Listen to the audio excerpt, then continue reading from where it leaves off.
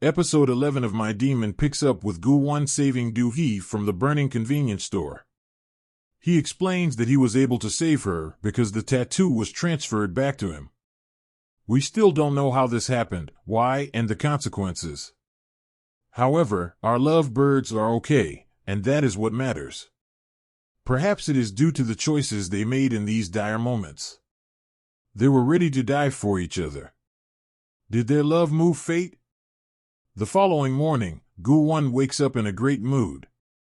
His powers are back, and the love of his life is safe. He might be the happiest guy on earth. However, he still worries that Do-hee needs time to recover even though she assures him she is okay. They get ready for the day together and decide to match their outfits. People in love. They head to the office after a blissful morning walk. Gu-won insists on gloating at the Arabica lady that he won.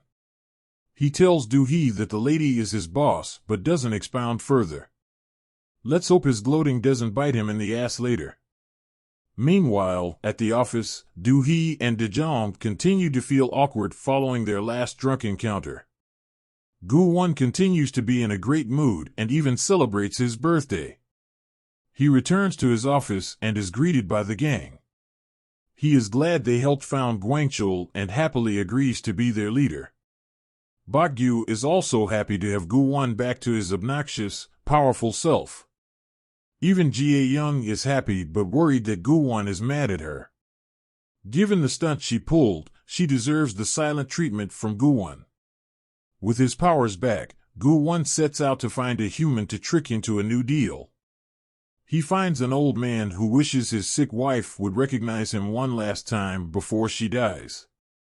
Gu-won agrees to help the old man but fails to understand why he would sign up for hell just for a few minutes with his wife. The man explains he must say something to his wife before she departs the world. As the wife recognizes him, the man thanks her and expresses his love for her. The wife dies after promising to meet her husband even in her next life. After watching this deeply touching scene, Gu-won is surprised to see himself crying. Is he still human? He struggles with his emotions, but denies feeling any mercy towards human beings. He returns to Do-hee's office, and they discuss finding the person behind Gwangchul.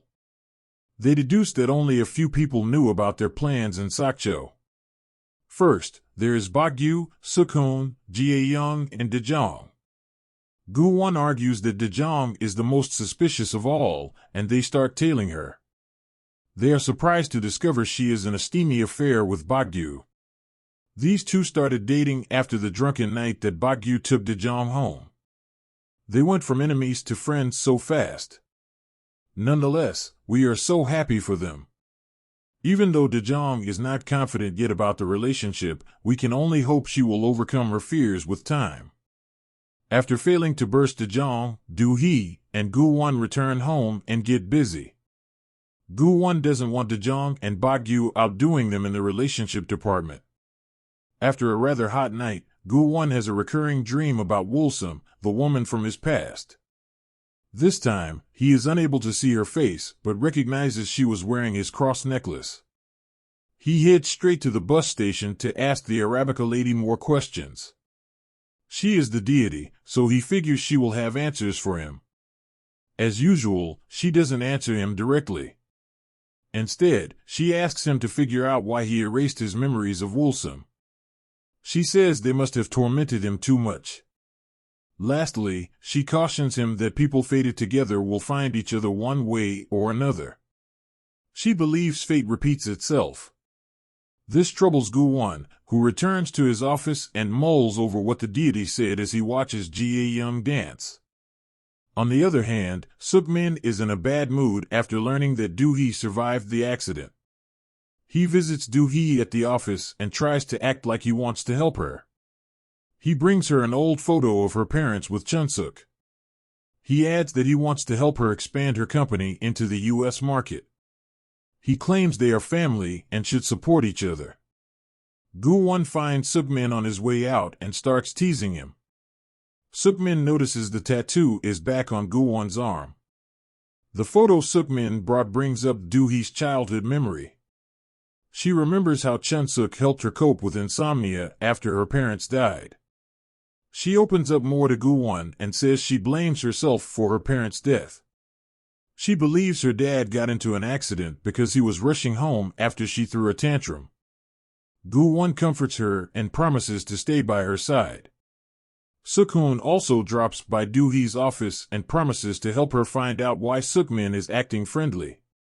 He visits Suk-min's family, and they share a meal.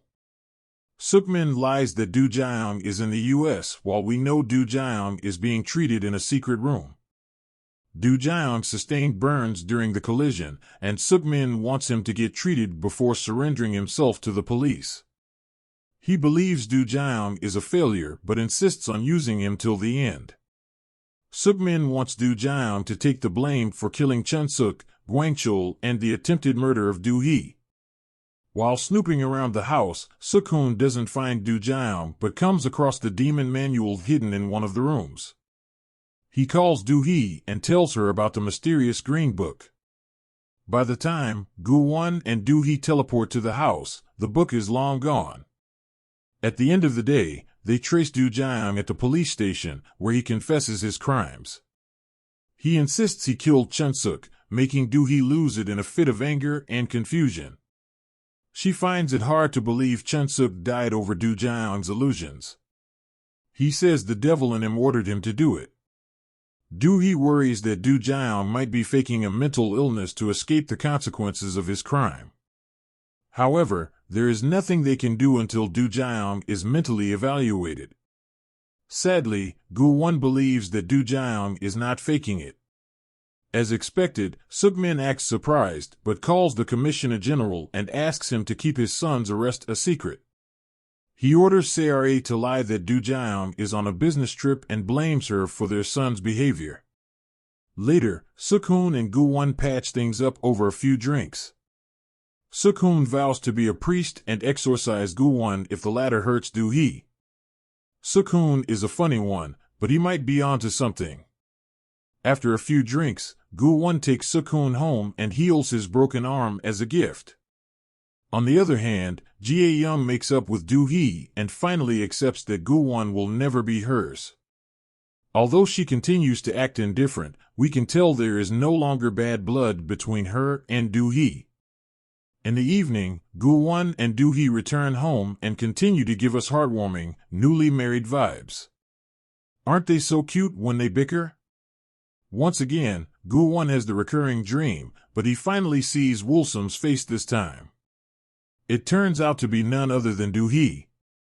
According to his dream, it looks like he went on a rampage and killed her.